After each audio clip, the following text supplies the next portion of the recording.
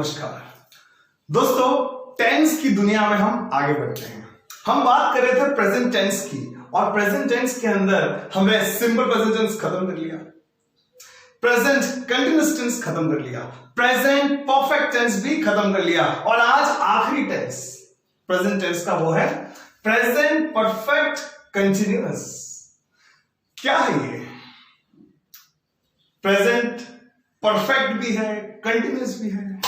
हाँ, चलो समझते हैं। तो पहले कुछ बातें पहले समझ लीजिए। इसमें कुछ परफेक्ट के गुण होंगे, हैव वाले, याद है आपको हमने करवाया था, हैव प्लस V3। और कुछ गुण होंगे कंटीन्यूअस के भी। कंटीन्यूअस का मतलब क्या था? क्रिया चालू थी, अभी भी क्रिया हो रही थी।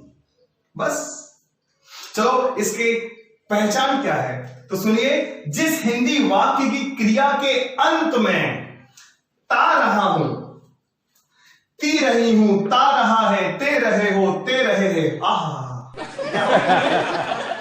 जिस भी किसी हिंदी वाक्य क्रिया के अंत में ये जो वर्ड्स अगर आ जाए तो उसको हम उसका अनुवाद होगा प्रेजेंट परफेक्ट कंटीन्यूअस में। अब एक बात समझ लीजिए, रहा हूं, रही हूं, रहे हैं, वो सब किसमें था? प्रेजेंट कंटीन्यूअस में। लेकिन उसके आगे यदि ता लग जाए, ताती, ताताते थे, लगा अगर ये सारे वर्ड्स जुड़ जाएं तो वो हो जाता है प्रेजेंट परफेक्ट कंटीन्यूअस। तो और समझते हैं। इसका अनुवाद होगा सब्जेक्ट प्लस हैज हैव, देखो परफेक्ट के गुण आ गए, plus been plus V1 plus ING। एक नई चीज आ गई, वो है बीन, राइट। और कंटीन्यूअस का गुण आ गया क्या? V4 V1 plus ING।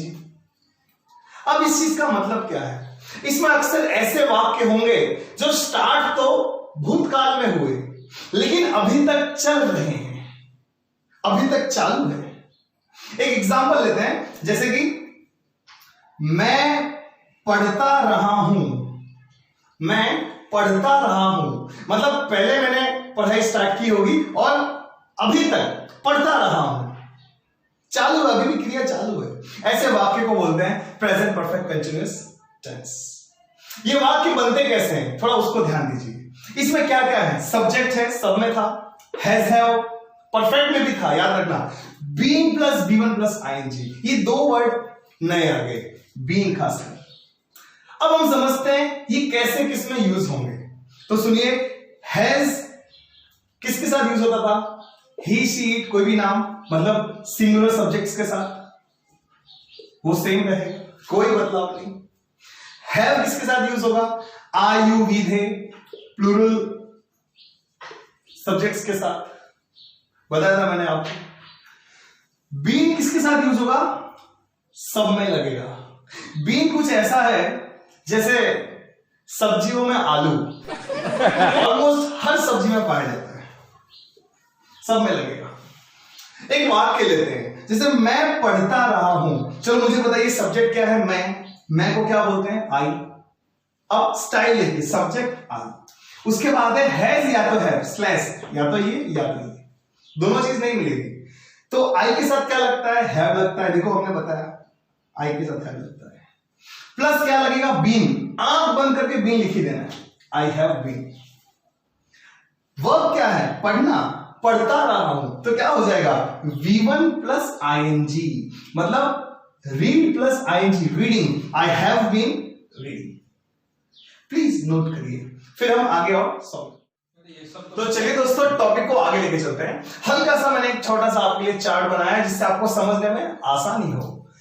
Person के अंदर first person, second person, third person, और कैसे कैसे यूज होगा, चलो ध्यान से देखते हैं। फर्स्ट पर्सन आई और वी के साथ कैसे यूज होगा? अगर सिंगुलर है, मैं पढ़ता रहा हूं, सो मैं का आई के साथ लगता है हैव, बीन सब में लगेगा, कॉमन है, और पढ़ने को बोलते हैं रीड के साथ ING, रीडिंग। प्लूरल में सब सेम, हम की जगह हो जाएगा वी, बाकी सब same to same. Second person की बात करें तो होता है तुम, यू, सब्जेक्ट की जगह आई की जगह यू आ जाएगा, बाकी सब सेम टू सेम। और यहां भी तुम सब पढ़ते रहे हो, सेम रहेगा। बात आती है थर्ड पर्सन सिंगुलर। देखिए वापस ये तीर याद रखना, हर टॉपिक में बोल रहा हूं। थर्ड पर्सन सिंगुलर के अंदर ही, शी, इट या तो कोई भी नेम हो, वहां गाड़ी बदल जाती है, वहां आ जाता है हैज। सो ये हो जाएगा हैज बीन रीडिंग। लेकिन जब प्लूरल होगा तो वापस हो जाएगा they have been reading. I hope आपको समझ में आ रहा होगा। चलो एक एग्जांपल लेते हैं। करीना इंतजार करती रही है, लेकिन फिर भी सैफ अली खान नहीं आया। ट्रांसलेट करिए इसको। करीना इंतजार करती रही है। So what is the subject?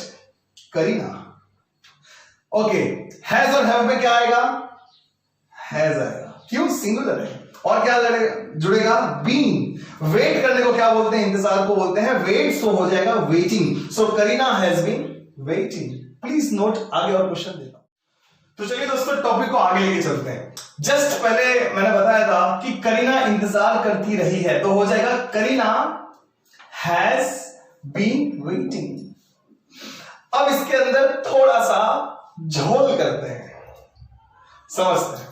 देखिए करीना 2 वर्षों से इंतजार करती रही है, दोनों में क्या फर्क है?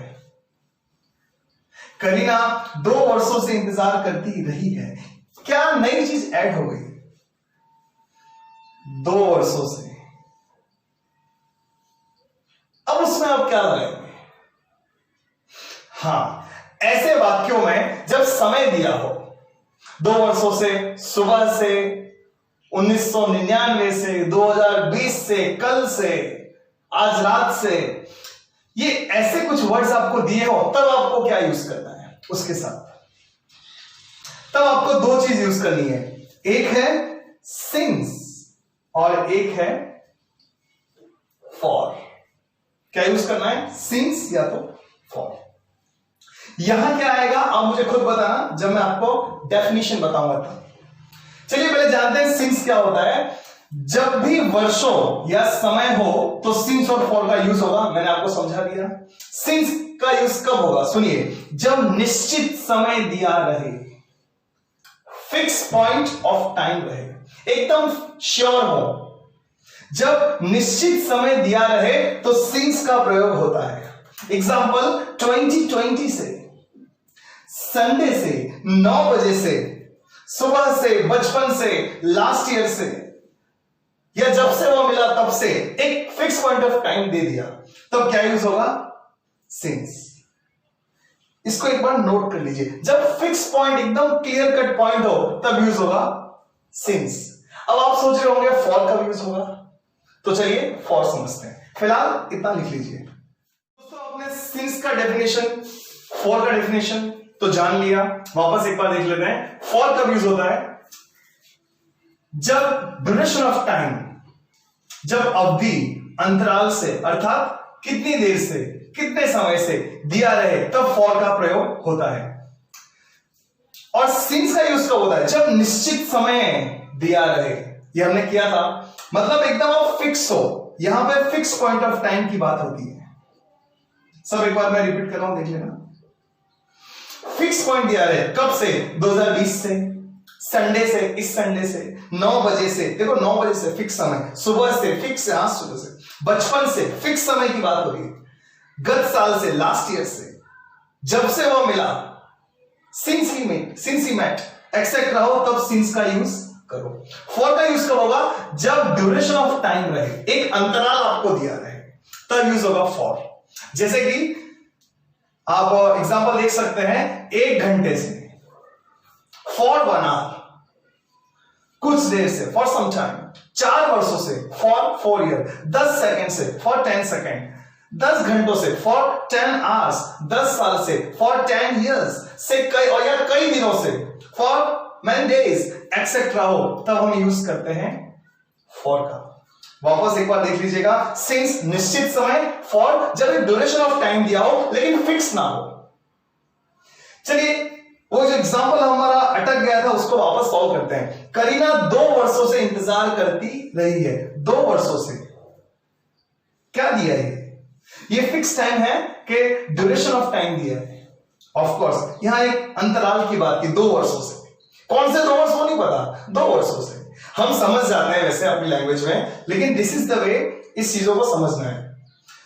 हम समझ गए लगे कि हम इस साल से पिछले 2 साल की बात हो रही है, लेकिन फिर भी हमको यहां ये मानना है 2 वर्ष से मतलब फिक्स नहीं है, सिर्फ ड्यूरेशन ऑफ टाइम दिया है, तो हम यूज करेंगे क्या, बोलिए, for. So Kareena has, singular है इसके लिए, बीन, वेट के साथ आईएनजी लग जाएगा, वेटिंग फॉर 2 years। प्लीज सारी डेफिनेशन अच्छे से लिखो, पढ़ो, 2 बार समझो, और फिर हम कुछ अभी एग्जांपल सॉल्व करें। Please note. दोस्तों टॉपिक को आगे बढ़ाते हैं, कुछ वाक्यों को ट्रांसलेट करते हैं प्रेजेंट परफेक्ट कंटिन्यूअस में। चलिए स्टार्ट करते हैं। मैं 10 वर्षों से सूरत में रह रहा हूं। तो क्या आपको स्टाइल याद है उसकी, बोलिए एक बार, सब्जेक्ट प्लस हैज के have plus been plus V1 plus ING, इसको याद रखना। अब इसको देख के वाक्य बनाइए।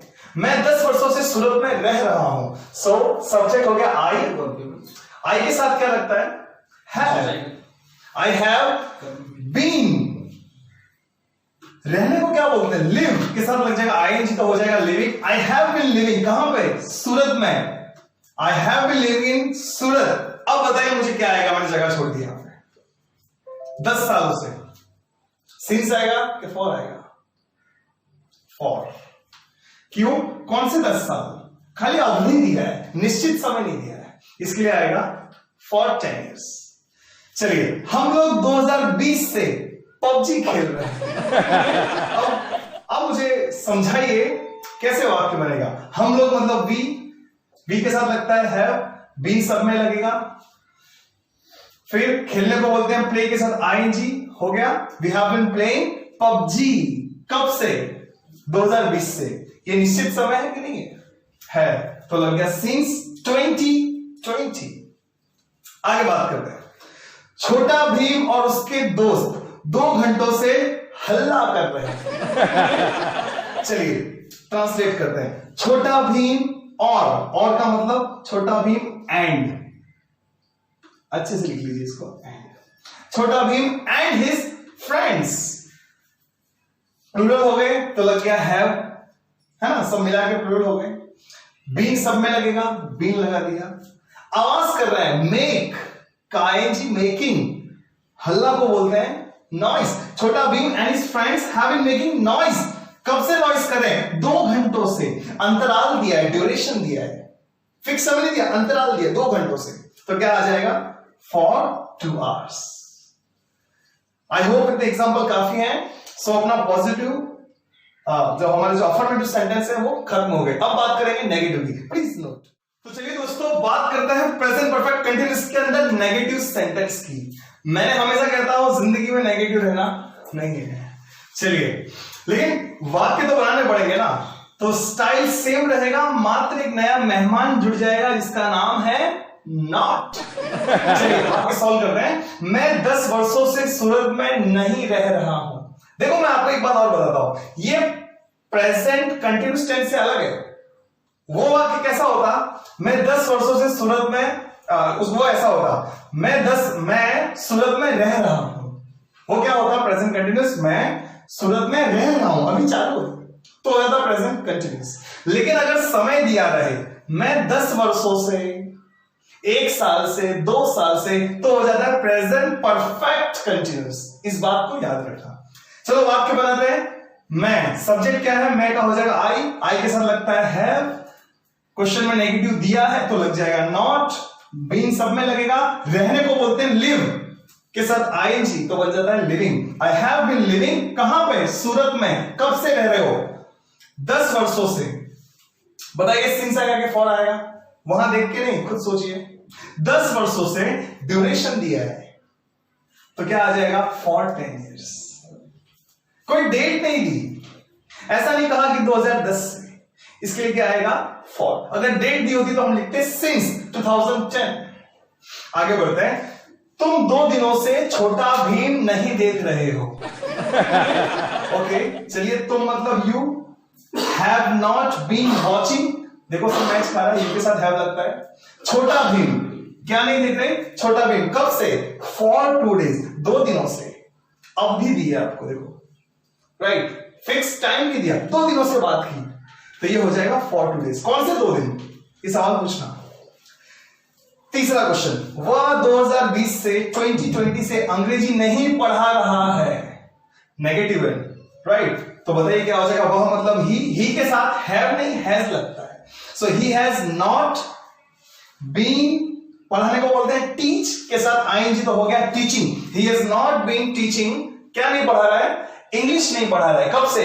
सिंस 2020। ध्यान देना। चौथा सवाल, मैं सुबह से नहीं दौड़ रहा हूं।